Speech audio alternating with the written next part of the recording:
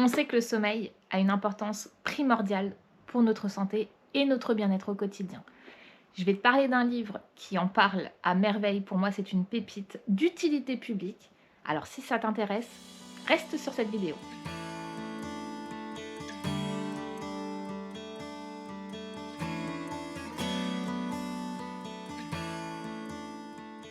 Si tu me suis en ce moment sur les réseaux sociaux, tu sais que je suis très discrète, qu'on ne me voit quasiment pas sur Instagram. Mais je suis en train d'expérimenter plein de petites choses pour me sentir mieux et être plus énergique au quotidien. Et cette idée-là me vient de l'analyse de mon sommeil par ma montre connectée, où je me suis rendu compte qu'il y avait un réel problème. Je t'en ai parlé dans une précédente vidéo, il me semble, et j'ai acheté 2 livres sur ce sujet-là. Le premier de Roger Castel, c'est Soigner notre sommeil profond, que je n'ai pas encore commencé, ça va être une de mes prochaines lectures. Et le second, dont je vais te parler aujourd'hui, c'est Réapprenez à dormir pour être en meilleure santé, du professeur Pierre Philippe. Et ce livre devrait être lu par à peu près tout le monde en capacité de lire et de comprendre un tant soit peu la lecture. J'ai découvert le professeur Philippe en regardant Ça commence aujourd'hui. Clairement. Je vais pas te cacher, j'étais tombée sur des extraits d'une émission à propos des problèmes de sommeil et ça a été vraiment genre la découverte du gars. J'étais en mode waouh, mais il explique trop bien. Et j'avais vu à ce moment-là qu'il avait sorti un livre, ce livre-là, en l'occurrence, et je ne l'avais pas acheté puisque je n'avais pas envie de lire à ce moment-là. Et je l'ai acheté par pur hasard en ne me souvenant plus que c'était ce livre que je voulais acheter. Ah, comme quoi l'univers fait bien les choses. Hein. Donc, Réapprenez à dormir pour être en meilleure santé. C'est le livre du professeur Philippe qui est expert en fait, qui est professeur à Bordeaux, si je dis pas de bêtises. Je vais vérifier l'information quand même. Professeur et chef du service universitaire de médecine du sommeil au CHU de Bordeaux. Et c'est un membre d'une unité au CNRS. J'ai une bonne mémoire quant à la géolocalisation de ce monsieur. Tu trouveras, je pense, et j'essaierai de t'en mettre en barre d'infos, plein d'interviews du professeur Philippe. Il a également des réseaux sociaux, je te les mettrai aussi en barre d'infos. Mais il est super intéressant et il a une manière d'expliquer les choses qui rend les explications très fluides et très compréhensibles. Ce livre-là est divisé en 4 parties. Attention, je te prends le sommaire. Donc, en dehors de l'introduction, il y a une première partie qui t'explique la mécanique du sommeil. La seconde sur le bon sommeil au quotidien. La troisième sur le sommeil qui se détraque au long cours. Et la dernière partie quand il y a des maladies dues au sommeil. Clairement, la dernière partie était très intéressante, mais ce n'est pas ce qui m'intéressait. Moi, j'avais vraiment envie de comprendre les mécaniques du sommeil, même s'il y a des choses que je savais déjà, puisque c'est un sujet sur lequel je me renseigne depuis très longtemps. Mais surtout, comment avoir une bonne hygiène de sommeil. Et c'est là que ce monsieur a littéralement changé ma vision des choses. Je le savais déjà avant de lire le livre, mais sans avoir la preuve scientifique que ça existait. C'était vraiment des conclusions que j'avais tirées de mon expérience personnelle. Il y a 2 types de sommeil, le sommeil inné et le sommeil acquis. On ne le sait pas, enfin on le suppose, mais on ne le sait pas toujours. Il y a une partie génétique dans notre sommeil. Moi, je l'avais plus ou moins compris puisque j'ai une maman qui se couche très tard, se lève très tôt, qui a besoin de moins d'heures de sommeil que tout le monde. Elle, 5-6 heures, elle vit très bien.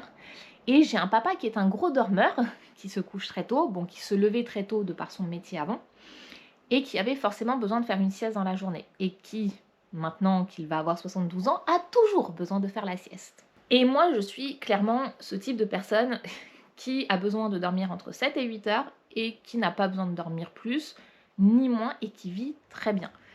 Hormis quelques épisodes où je vais avoir tendance à dormir un peu plus, j'ai pas trop de soucis de ce côté-là. Je suis une bonne dormeuse pour beaucoup. Je suis une couche-tôt et une lève-tôt.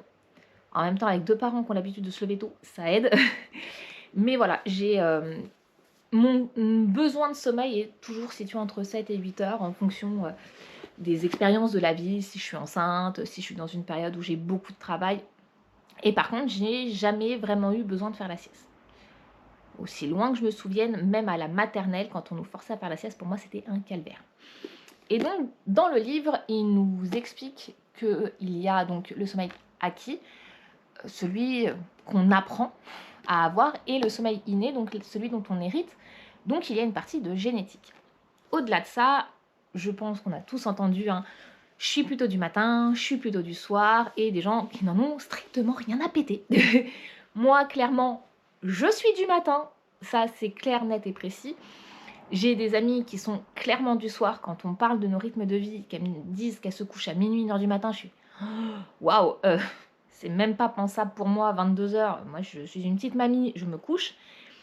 Elles arrivent à se lever à 9-10h du matin. Là où moi, c'est impensable. Je me lève en moyenne naturellement entre 5h30 et 7h du matin. Sauf si j'ai fait la bringue. Voilà. Et donc, il y a un petit test à faire dans le livre où justement, il y a 5-6 questions pour déterminer si on est plutôt du matin, plutôt du soir ou intermédiaire. Il explique qu'il n'y a que 25% de la population qui est du matin, 25% de la population qui est du soir, et le reste, les 50% restants, sont des intermédiaires qui vont être plutôt du matin, plutôt du soir, ou clairement du milieu de journée, tout va bien, vivons sur rythmes sociaux. Mais ce n'est pas tout, il y a aussi d'autres choses qui impactent notre sommeil. Il y a l'environnement social, les injonctions sociales, et justement, il nous explique à quel point tous ces facteurs ont fini par détraquer, entre guillemets, notre sommeil, nos rythmes naturels. Et il nous invite à adopter une bonne hygiène de sommeil et une bonne hygiène au niveau des routines pour améliorer tout ça. Je ne veux pas te spoiler entièrement le bouquin, mais moi j'ai retenu une chose. L'heure du réveil doit être fixe, avec plus ou moins 1 heure. Je vais prendre mon exemple personnel, je me lève à 5h30 en semaine. Le week-end, on ne me verra pas me lever plus tard que 6h30. Alors, maintenant, je me l'impose, mais je me suis rendu compte que naturellement... Ah, j'ai mes voisins qui doivent faire du curling avec leurs meubles. Je me suis rendu compte que naturellement, je me réveillais au plus tard à 7h en me couchant aux alentours de 23h minuit. C'est comme ça, et pas autrement. J'ai besoin de 7 à 8 heures de sommeil et je les remplis amplement de cette manière-là. Donc il y a ça. Et le deuxième point important, c'est que ce n'est pas l'heure du coucher qui prévaut, mais l'heure du réveil et surtout le temps d'éveil sur la journée. En fait, c'est là-dessus qu'il faut travailler le plus possible. C'est que pour pouvoir avoir une nuit de 7 heures, il faut rester éveillé 17 heures. Tout simplement. Moi, je me rends compte que 17 heures, c'est un peu long. Donc, c'est pour ça que je pense que je suis vraiment plus vers les 8 heures de sommeil que les 7. Mais je teste depuis maintenant 1 semaine et demie les conseils qu'il donne dans ce livre et je vois une nette différence. Je me réveille naturellement, quasiment sans réveil. Et au-delà de ça, je vois une différence sur le sommeil profond puisque c'est le sommeil lent profond qui est le plus réparateur. Et clairement, qui dit sommeil plus réparateur, dit meilleure santé, plus d'énergie. Et ça, on aime. Si le sommeil est un sujet qui t'intéresse, que tu ressens des petits troubles un petit peu, je t'invite vraiment, vraiment à le lire. Il se lit très vite. Je l'ai lu uniquement le soir, à raison de 1/4 d'heure par jour, à peu près en 3-4 jours. Je me réfrénais par moment parce que vraiment, Venom, ça va, ne te dérange pas? Parce que vraiment, il est très intéressant. Il est d'une fluidité incroyable. Il répond à beaucoup de questions sur est-ce que faire des siestes, c'est important? Est-ce que faire la grasse matinée, ça l'est aussi? Comment gérer certaines périodes d'examen, la période du télétravail, puisque on sait que le télétravail a tendance à gérer quelques troubles du sommeil également. Il répond à plein de petites questions, donne des conseils qui sont facilement applicables, même pour le jet lag quand on voyage, vraiment.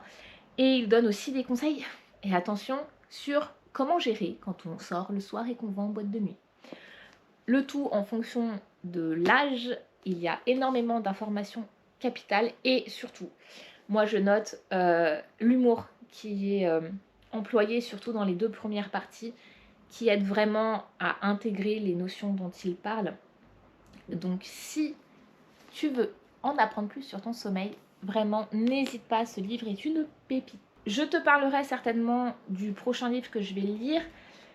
Tu sais que je me suis lancé le défi de lire 52 livres cette année. J'ai un peu de retard, puisque avec tout ce que j'ai vécu ces derniers temps, la lecture a été mise de côté, mais vraiment, je suis très heureuse de pouvoir lire ce genre de livre et de pouvoir t'en parler après. Je ne veux pas te raconter dans le détail tout ce qu'il y a dedans, parce que vraiment pour moi il mérite d'être lu. C'est d'utilité publique, ça m'a permis de comprendre aussi le sommeil de mes enfants. Tu le sais si tu me suis, j'ai 3 enfants, un ado de 16 ans, un petit de presque 5 ans et un deuxième de presque 2 ans. Un troisième de presque 2 ans. Ah, mes 2 petits. Et je comprends beaucoup de choses, je comprends aussi qu'ils manquent parfois de sommeil. Pourquoi en fonction de leur rythme de vie. Donc vraiment, si tu es maman et que tu veux mieux dormir pour toi, mais aussi comprendre le sommeil de tes enfants, je te le conseille vivement. Si tu n'es pas parent, je te le conseille énormément aussi. Ce livre pour moi c'est une pépite à propos du sommeil, donc n'hésite absolument pas à le lire. Je te mettrai un lien pour le retrouver sur internet, mais normalement il est dans toutes les librairies et tu le trouves dans ce grand format et aussi en format poche. J'espère que cette vidéo t'a plu, elle était très rapide, je te le concède, mais voilà, j'avais vraiment envie de te parler de ce livre-là. Donc c'est pas un revue en cuisine comme je l'ai fait par le passé. J'ai ma machine à laver qui est en train de tourner, clairement. Mais n'hésite pas, si tu as des livres sur le sommeil qui pour toi sont fondamentaux, ou même des livres tout court qui sont des pépites et que tu as envie de me conseiller de lire, je prends toutes les références avec grand plaisir. Je te dis à bientôt, n'hésite pas à liker la vidéo, à me laisser un petit commentaire si ça t'a plu. Je te dis à très vite, prends soin de toi, je sais à quel point c'est important. Ciao.